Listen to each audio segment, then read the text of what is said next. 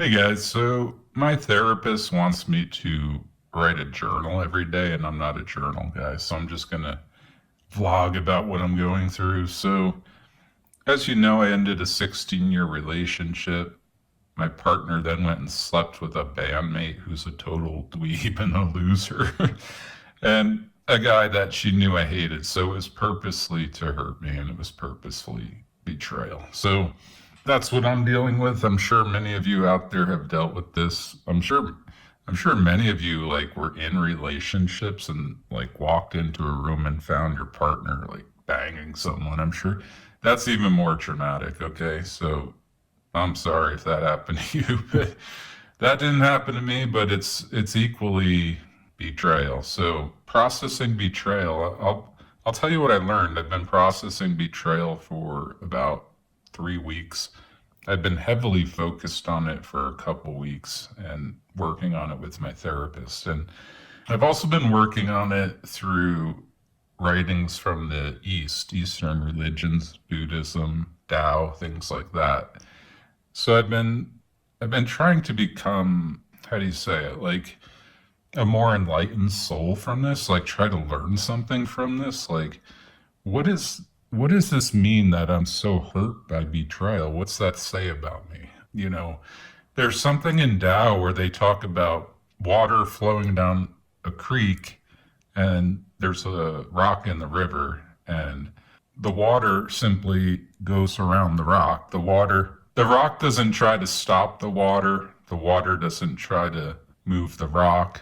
They just kind of do their thing, right? And that's the state of emotion I want to get into where I'm not where I have the feeling of betrayal and it's flowing over me like water, right? But I'm like the rock and I'm unmoved by it and I just accept it for what it is. And that this person just made a really poor decision that's going to affect both our lives for the rest of our lives and then detach from it, you know. So that's where I'm at. That's what I'm trying to do. Now, how much success? I'd say a good amount. I feel like I'm 60% where I need to be. So a week ago, I was probably more like 50. So if I gain 10% a week, I know it probably will get, diminishing returns as you keep getting towards that final. I think the final hurdle to fully detach is the hardest part, is what I'm trying to say. So, how do I get to that phase where I fully detach? I don't know, but I'm going to keep studying what I'm studying, doing what I'm doing, and I'm going to try to learn from this as much as I can. That's the way I tackle things like this. I've said this before on my channel. I want to die the best version of myself I can be. I don't know yet what that is. Is it forgiving my former partner? Is it not forgiving her but detaching from the emotions? I don't know. I am wired for the latter, you know? I'm wired to not forgive this particular event. And it would take something, a magnificent change in my personality to forgive it. Now, I don't think I'm capable of it, but I guess you never know. So that's my goal in life is to improve. If you're going through things like this, I don't know, maybe check out Tao and religions like not religions, teachings like that and see what you can glean from it because for me it's helping and I don't think there's any shame in a therapist or reading these types of books and trying to learn from something that went off the rails. I think that's actually how you grow as a person. It's how you become the best version of yourself, and it's how you avoid that situation in the future. For example, in the future, I'm going to 100% avoid any girl who simply has the goal of pleasing me as her purpose in life. My partner didn't really have a purpose other than holding on to me. The fear was so great that I would leave that she forced me to leave. Like it became unattractive. So there's guys out there who think that's a good thing. They think a loyal wife who, you know, whatever, does everything for him and stuff is a good thing. For me, it's not. For me, it's not. And it's a trait I'm going to avoid in the future. I feel like she knew I was a very loyal person and she selected, I think she selects men based off loyalty. because she's afraid of being cheated on and disloyalty. And there's the irony, right? That's what she did to me, basically. She was sitting here telling me we're working on our relationship as she had dating apps and was asking out my band member on dates. That's the same thing. So what she feared is what she was doing. It's just like these people, like, it's that every accusation is a confession type of mindset. She basically did that. She linearly obsessed with, people cheating on her. She selects men based on her belief that they won't cheat on her. And she selects men she thinks are loyal or safe. I'm not safe, but I am loyal. And that's why she selected me. She could tell I had integrity and character and loyalty and would not do that. I've never cheated on a girl. I've been dating like 30 years and never cheated on someone because, frankly, it's like, I think a devastating thing to do to a person, and I just don't think it's a way to live life. And it really is that simple. So she basically did it to me. She didn't have a dick in her while we were together, but she had dates lined up on her phone, and that's the same thing. It's, one step removed from a dick inside of her. It's like really not that far removed. You're setting up a dick inside you, so it's the same. So she cheated on me, basically. She is a betrayer. She cannot be trusted. She's not a friend. Now, can I be the rock in the river and accept those emotions, right? What are the emotions? Anger, disappointment in the person, feeling stupid that they were sitting next to you doing that and you didn't know that was happening. What other feelings are there? I don't know. Like, there's a feeling all women might do this, all women might be this bad, so you got to be careful about all that. And my goal here is to not fall into that trap. That's why I'm trying really hard to study things and get emotions under control, because I think if you fall into that trap, you'll get old really fast. You'll lose your inner child. You'll think all women are bad. This woman wound up being bad, and it took a long time, and it took, what it took to see how bad she was? You know what it took? It took conflict, and it took times getting difficult. And as soon as that happened, she collapsed and she showed her hand. So sometimes you don't know. I didn't know she was capable of that. So what can I take into any other relationship? I don't know. All this stuff I'm talking about, really, all this knowledge. Now, in terms of other relationships, I just had a great talk with my friend. Her name is Genevieve, but I call her Jenny, and she likes to be called Jenny. And she's a great person. I mentioned her in a prior video. She's married in New York City, has a kid, so it's really not a dating option for me. I'm nowhere near New York City, but we have one of the best friendships I've ever had. The only friendship I ever had that was better was with this girl named Holly, and I might talk about her on this channel in the future. But I'd say this is my best connection other than my friend Holly.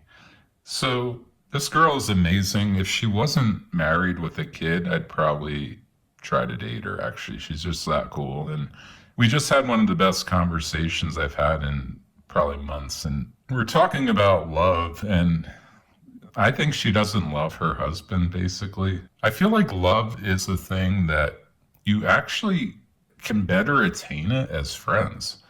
The deepest love I've had for people was when I knew them in the friend stage. If I ever progressed out of the friend stage and became romantic with them, all of a sudden there were expectations, and those expectations crush relationships. That's what I've learned.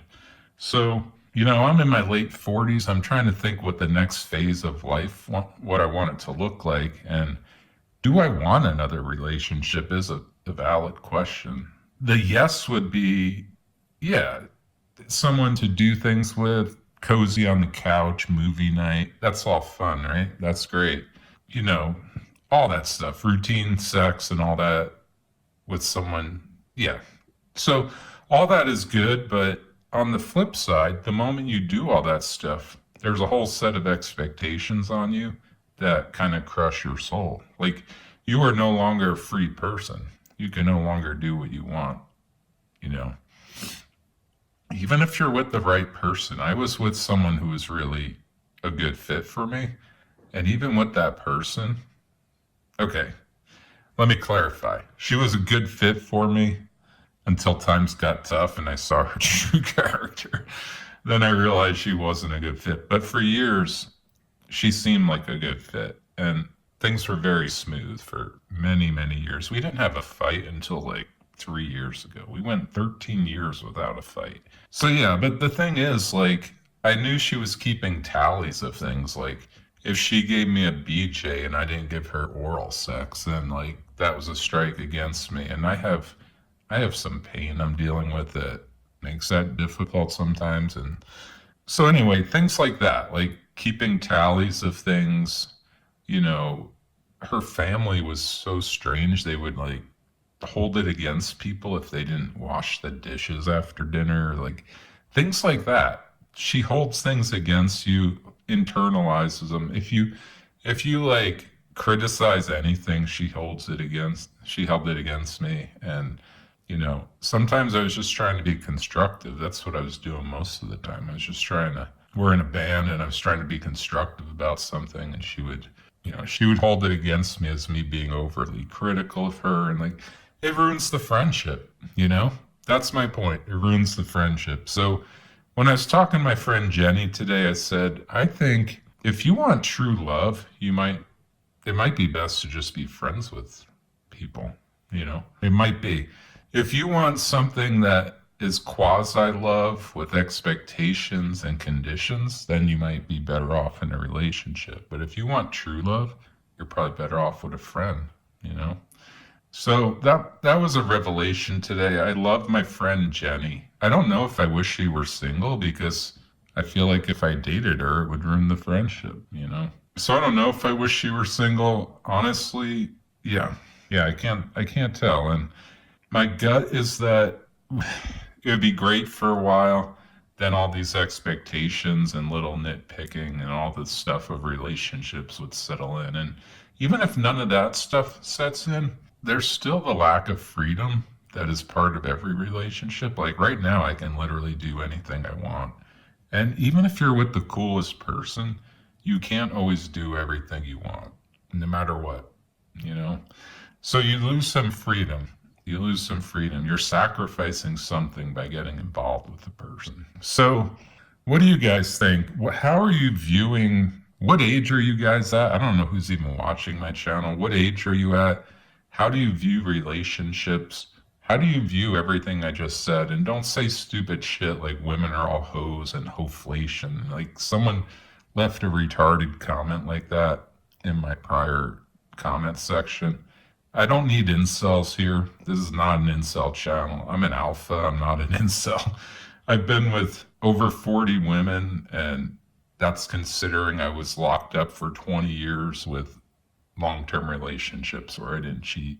I've still been with a good amount of women, and I've rejected like another 60 women. I could have been with hundreds of women, but I'm like super picky. So I'm not an incel. This is not incel shit. This is like a man who went through a long relationship and is vlogging about it and trying to learn from it. This is not incel shit. This is not a channel for those guys who, I see them on YouTube now because I'm getting these fucking recommendations of all these losers and these guys who are like pickup artists and stuff. This is not that. Okay. I could pick up a girl. I've picked up girls in bars. Oh my God, I actually stole a girl from her boyfriend right in front of him one time. Like, he didn't even know I was insulting him. It was such a subtle jab, but the girl picked up on it and she gave me her number after, and anyway, yeah. So that happened. Like, I'm definitely not an incel. I definitely can get a girl. I definitely have no problem talking to girls. So this is not the channel for incels. This is not the channel for pickup artists. This is a channel for deep discussions about, what the hell is the best path for human beings in the modern world is what I'm trying to understand. I don't want to put women down as a group. Like, women are doing what they're selected to do, and it's totally understandable, and I don't hold it against them. And if I was a woman, I would be doing the same thing. I don't know if I'd be dating Chads. I'd probably be dating more intellectual guys just because I'm a more intellectual person. But, you know, if someone's not intellectual and they're just into hot and sex, yeah, they're going to date Chads, and there's nothing wrong with that. That's what they're wired to do. That's biology. So, anyone out there picking on women for this, you're a fucking loser, just so you know. You're the problem. Fix yourself, all that. So if you're going to leave shitty comments, please just go away because I'm going to ban you if you do it again. There's nothing wrong with women. There's nothing wrong with men. Men are fine.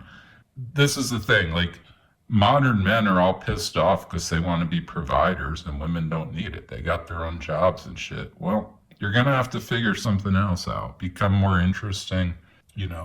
Work on study doubt, study philosophy, work on yourself, get a therapist, get a coach, do something.